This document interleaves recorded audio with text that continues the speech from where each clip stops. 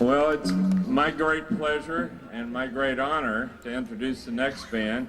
I would like to say they're a testimony to the power of imagination. Way back 30 years ago, a little more than 30 years ago, these guys imagined that they were a band. Okay, these guys used to, I'm going to tell on them, these guys used to go out to the airport and sign autographs before they'd had a rehearsal, I think. But anyway, they were always, that's another myth, he says. Okay, anyway, there was a wonderful brief moment in 1965 when all the bands from San Francisco kind of went up to Virginia City and kind of woodshedded, armored themselves and got their spirit up, girded up their loins for the fight that we had ahead of us. And anyway, these guys just played the Rock and Roll Hall of Fame. They just reorganized themselves very recently. So without further ado, you gentlemen ready? The Charlatans.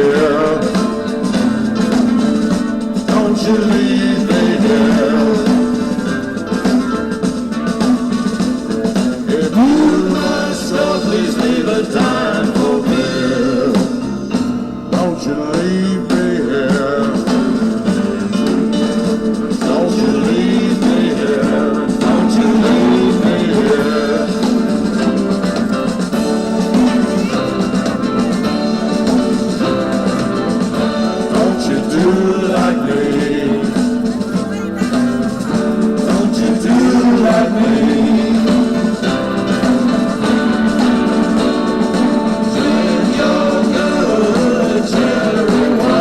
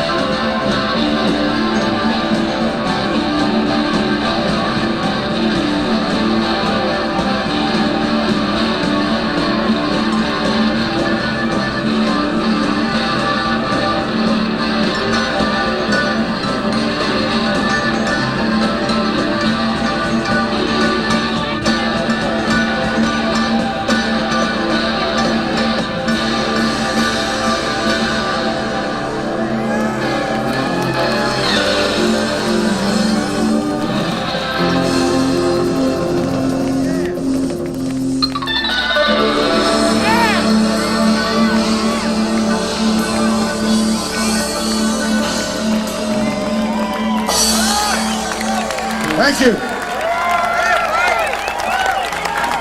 The Charlatans! Live and direct from the Red Dog Saloon in Virginia City. It took them 30 years to get here. Let them hear it.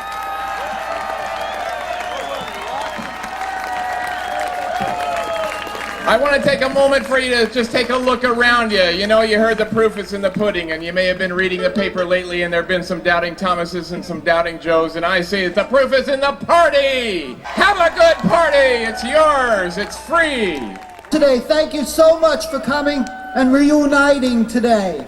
I'm going to read some elegies for some of those who have passed away, some of our friends and brothers and sisters. But they're joyful elegies, reaffirming what we believe in. We're going to start with Tim Leary.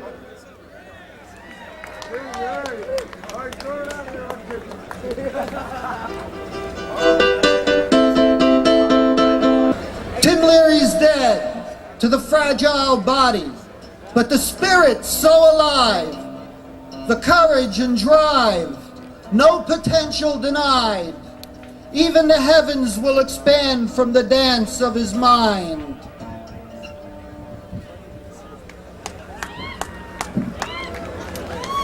A remembrance for Allen Ginsberg. Both Tim and Allen were on the stage at the Human Being. When you first appeared to me at Brooklyn College, 1960, with Corso and Whalen and Snyder reinventing oral poetry. We were reading Eliot and Pound, ashes on the page, ideas dying on the page. You opened up the line, opened the poem to the world. It is a struggle with a phantom then and now for the young to discern their lives spread before them as anything but a body etherized upon a table, except as the dreary suppression of desire. Suddenly, when you read there at Brooklyn College, life became molten, spirit and matter merged, feeling flooded the dry wound of mind, the soul and the body healed, no longer severed by centuries of dogma. A future opened, and with bare feet, naked body, and open mind, I could walk the American earth. In the Haight-Ashbury, when I edited the Oracle and I helped originate the Human Being, you came forth chanting with harmonium, Om Namo Shivaya, and danced wildly like Shiva, creating and destroying universes, and wrote in the Oracle that America's political need was orgies in the park and naked bacchantes in the forests. In the Houseboat Summit interview, you asked Leary, what do you really mean by drop out? Years later, we met at an Italian restaurant in North Beach, and you kissed me and spoke about the Aboriginal shaman in Australia who had memorized Britannicas of information and verse that their culture needed to survive and passed it on orally.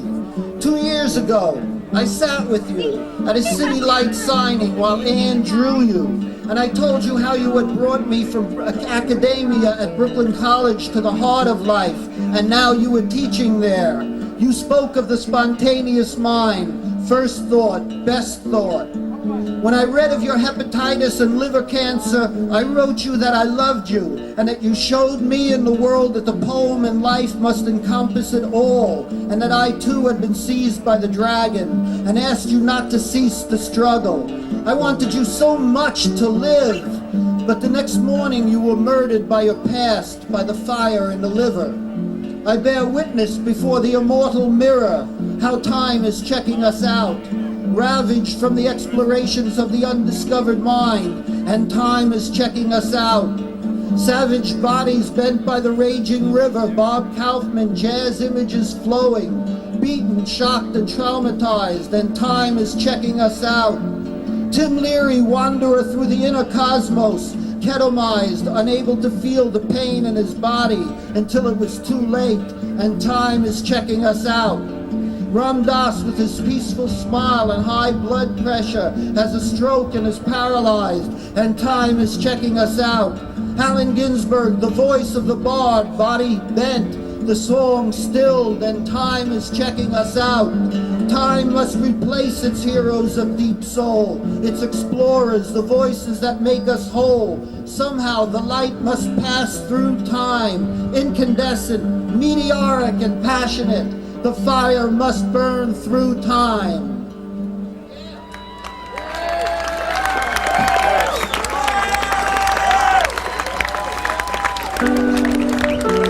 Elegy for Jerry Garcia.